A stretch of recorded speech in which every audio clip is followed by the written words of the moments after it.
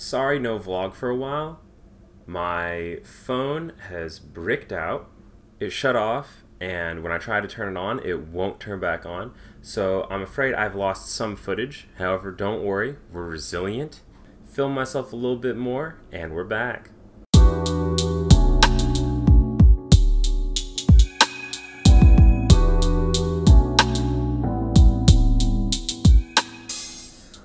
Our first player profile. This guy has 3 chains, 2 watches, sunglasses on, and he told me he's just trying to play some cards. This player races with any top pair, and he plays almost all of his hands.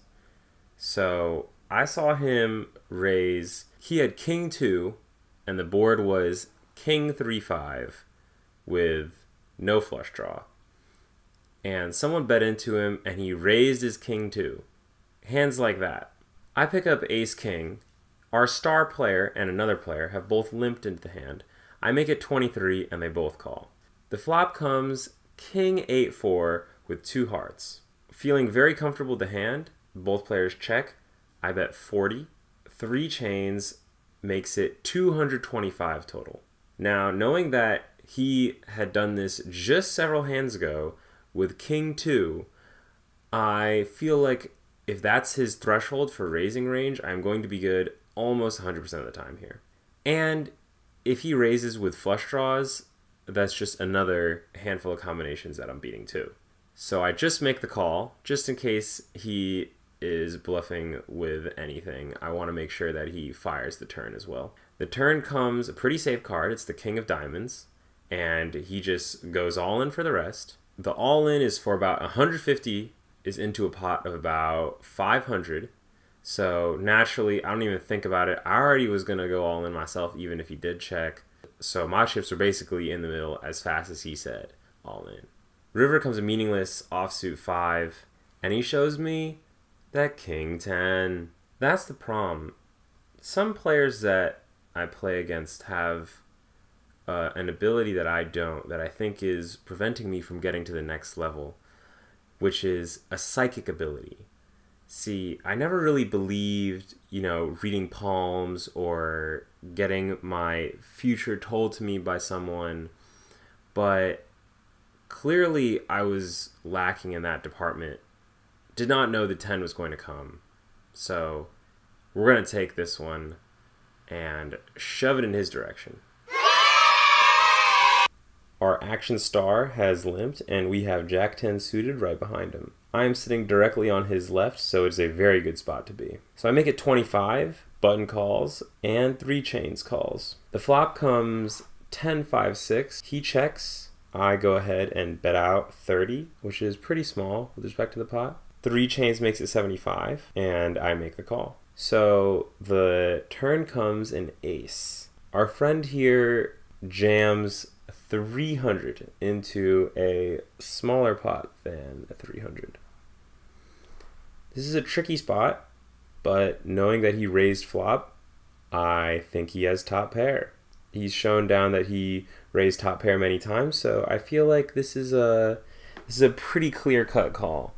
I think that although my kicker is only a jack, actually, if he's playing all of his hands, the jack is a pretty good kicker to have, given that he could raise all of them. So I make the call, also noting there is a flush draw on board now, since there's diamonds. King of Diamonds is on the river.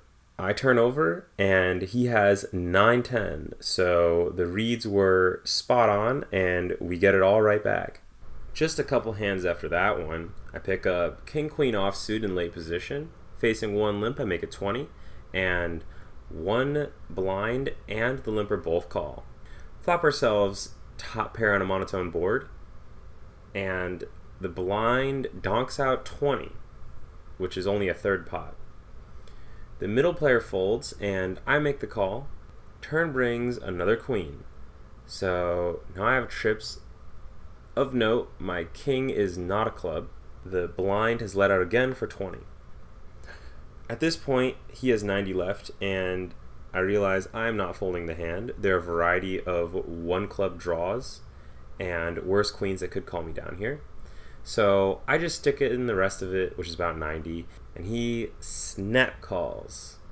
So I say, shit, looks like I need the board to pair up or to hit a king for this one. And he turns over the 6-7 of hearts.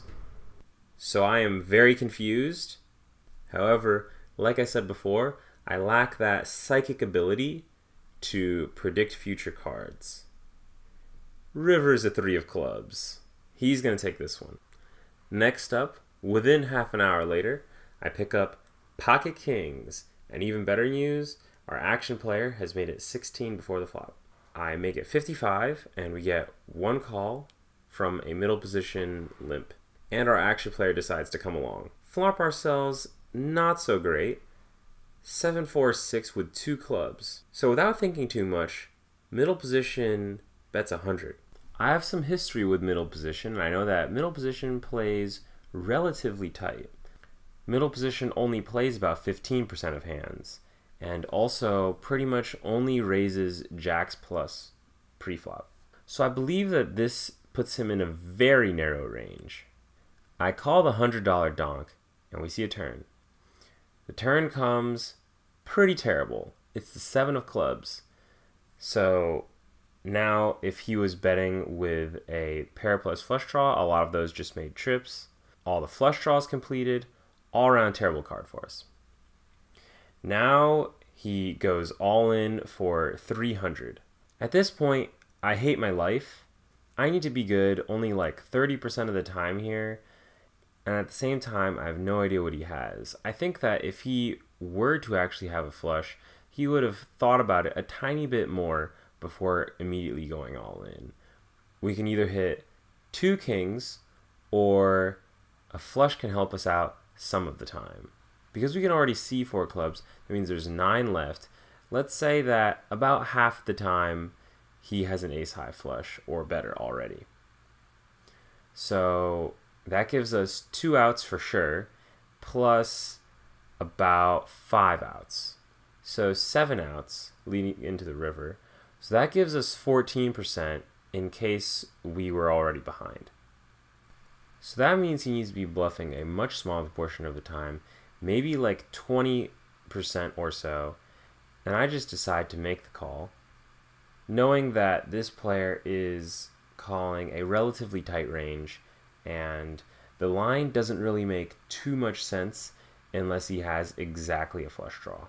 So we get shown pocket aces. 4 on the river doesn't change anything, and he's going to scoop that one. So that wraps up the session. Ended up down about 900. Lost a couple hands to a short stack who had only about maybe $100, who was going all in, I would say about once every 3 hands or so. Both times when I called him, he had pocket jacks, and we did not win either of those. Not so great, but honestly, I think that my play was okay. I think that with pocket kings on that last turn, I could find a fold sometimes. Ran pretty horribly, but, you know, that's poker.